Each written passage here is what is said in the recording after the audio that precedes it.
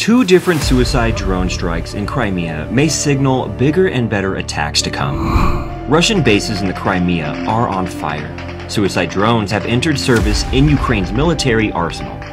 Kiev has disclosed that a long-range UAV, or suicide drone, has been used for two attacks on Russian installations in the Black Sea Peninsula, formerly under Kiev's control.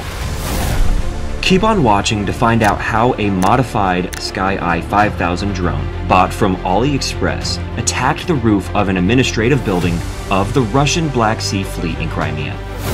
The shadow operation by Ukraine against important Russian locations further from the front lines seems to be picking up steam.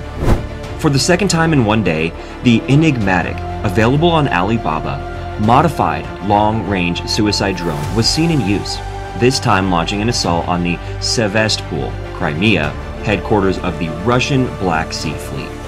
Just as a plume ascended from the fleet's command center, the twin-tail boom fixed-wing drone was seen flying above. According to Russian authorities, it seems that the drone damaged a rooftop, but there are no reports of deaths. In only 3 weeks, there has been 2 verified drone attacks on the command center of the Black Sea Fleet. We highlighted in our report of the last strike that it was quite probable that the operation was only a foreshadowing of what was to come. That turned out to be too much accurate, since targets in Crimea have since been repeatedly attacked, including a very effective operation against Russian Navy tactical planes at Saki Air Base. Even the day before yesterday, as reports of more explosions there started to surface, Russia said that it had shot down a drone at the neighboring Belbek Air Base.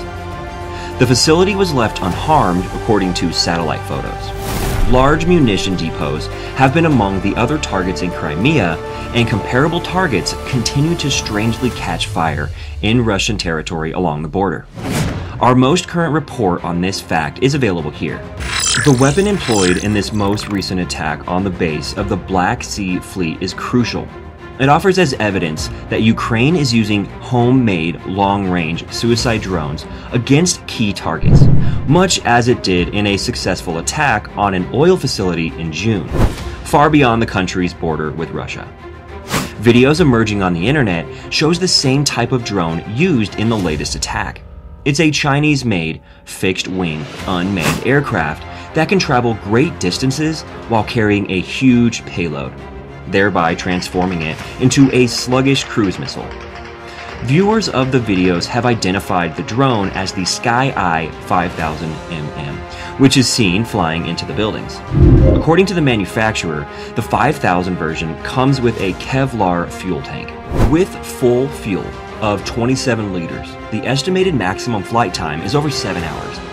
Its maximum takeoff weight is up to 85 kilograms, and the maximum payload is about 15 to 20 kilograms.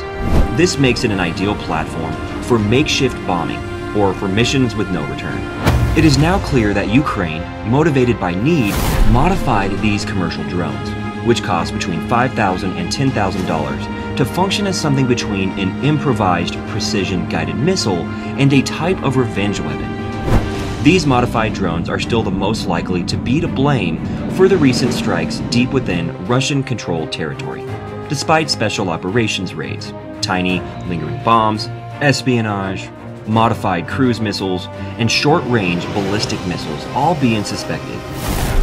It's also conceivable to combine them with other talents, such as short-range loitering weapons or armed drones. These weaponized unmanned aircraft might simply aim at a GPS coordinate as best they can, but it's also possible that they navigate to a target area on their own before being picked up and directed on their terminal attack run by a nearby man-in-the-loop operator, which would offer greater flexibility and precision.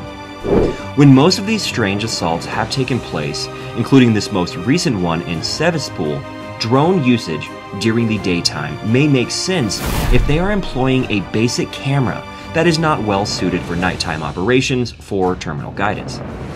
Regardless, it seems that the major Black Sea port of Crimea, which served as the crowning achievement of Russia's 2014 land grab, is now firmly entrenched in a military defensive posture.